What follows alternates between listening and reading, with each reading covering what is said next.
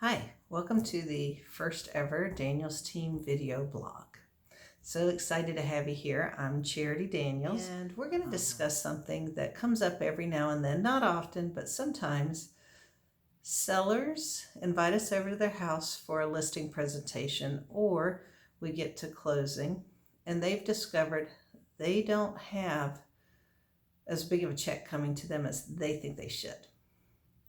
So very quickly, let's talk about some things that affect how much you get paid at closing.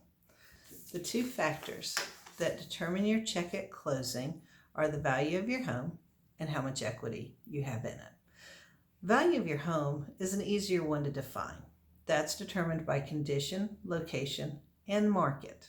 And when I say market, I mean the buyers. So you can't determine what price buyers are willing to offer you. You can kind of pick and choose location when you bought it, but you can't necessarily change what's happened around the property since you purchased it. But you can control the condition. And it's very obvious, the better the condition of your home, the higher the price your home will command.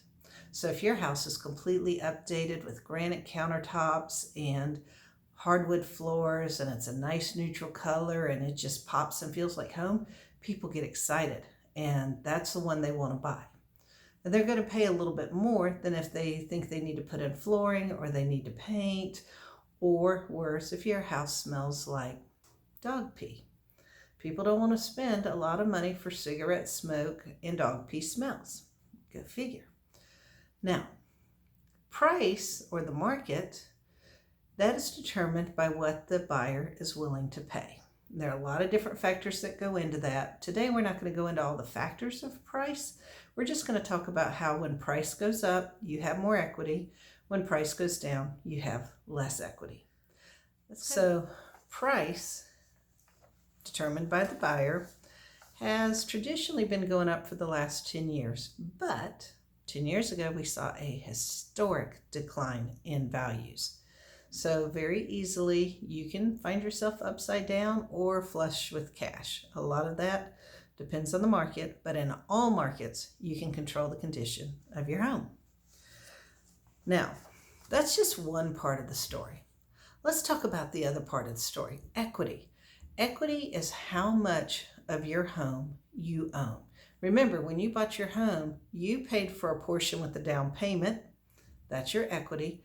And the bank loans you the money for the other part. That part is really owned by the bank, not by you. So you can increase equity by a larger down payment. Sometimes it makes sense, sometimes it doesn't. You also increase equity every time you make your mortgage payment. When you make your mortgage payment, excluding taxes and insurance that are sometimes in there, there are two parts, principal and interest.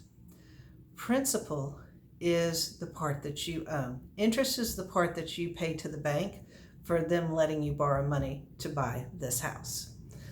The great part about all of this is that as prices go up, you get more equity. The bank doesn't get more equity. That's all you. As prices go down, you lose equity. The bank does not lose any equity. It stays the same. So paying your mortgage monthly decreases the amount you owe the bank, and it increases your equity. Another way to increase equity more quickly through your mortgage is to pay extra payments towards the principal.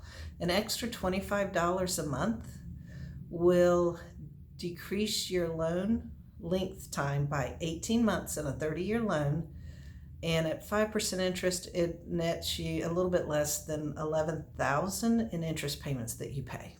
It's a pretty big deal. Now, one other thing that you can do, in addition to making extra payments, is you can choose a different type of mortgage where you only have a length of term of 15 years. Now, in 15 years, you've paid off your loan in half the time. You've increased your equity 2 times as fast. That's a pretty cool deal. It's more expensive to do monthly, but over the long term, the other plus is that you save on interest that you pay to the bank. So we've talked about equity. What about something that you can do that doesn't add equity to your bottom line, but it takes it away. How about refinancing or taking out a home equity loan? Sometimes it makes perfect financial sense to borrow against your own house to pay college expenses, unexpected medical bills, or to do some work on your house to improve the value, the condition of your house. Sometimes that does make sense. However, you need to consider how long you plan to stay in the house, and will it recover enough of that equity for you to be able to sell it when you're ready to go. An example of this is if you say take out $40,000 to do home renovations to bring it up to market standards, but then you sell in less than a year. Are you able to recoup $40,000 on a $250,000 home? Probably not. And that's okay as long as you know you're in the home for a longer time period. Remember, your home equity line is more like raiding your piggy bank. You've taken money out that was in there. And it's hard, it takes time to put that money back in place. In closing, your check that you receive at closing is determined by the value of your home. Remember, that's location, condition, you control that, and the market, no control over that. And by the amount of equity or investments that you've made into your home, paying down that loan and growing the percentage of the home that you own.